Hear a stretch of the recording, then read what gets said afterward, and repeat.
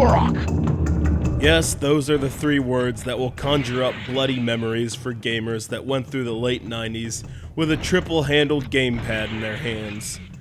The legacy of the tribal, time-traveling warrior gained notoriety not only because it was the first third-party video game released for the Nintendo 64, but because of its gritty, tribal attitude towards the first-person shooting experience. No matter if you're blasting away at velociraptors 60 million years ago, or hunting laser-toting aliens with a bow and arrow.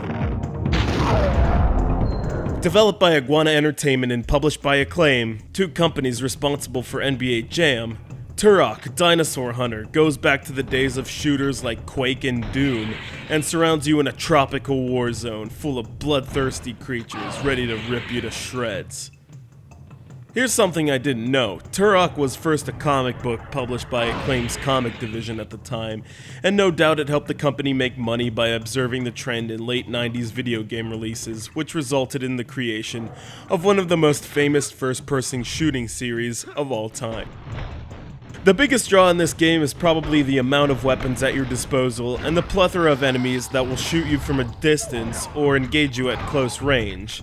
And as the game progresses, they just get better and better at making your trip through time a living hell. I mean, carnivorous dinosaurs with cyborg armor and weapons? That's just ingenious, and so 90s FPS it hurts. Half the challenge is defeating opponents, and the other half is reminiscent of Tomb Raider, performing death-defying leaps across platforms in order to reach the next part of the stage or collect important weapons or prisms.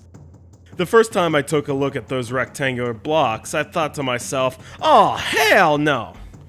But with a little bit of nimbleness, it all becomes second nature to traverse rocky cliffs, broken wooden bridges, and other obstacles.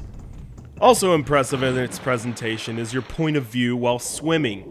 Iguana could have gone ahead and overlooked this quality, but it actually feels like you're floating or swimming in ponds and other underwater chasms, the sound drowning out and your screen tilting to and fro on the horizontal plane. As I mentioned before, this game is a treasure trove for weapon freaks. From a bow and arrow and hunting knife to pistols, assault rifles, and even plasma-filled alien weapons, the creativity of the weapon loadout in this game is like no other. Nothing like blasting away at opponents, after which you will hear trademark screams and shrieks as they draw their last breaths.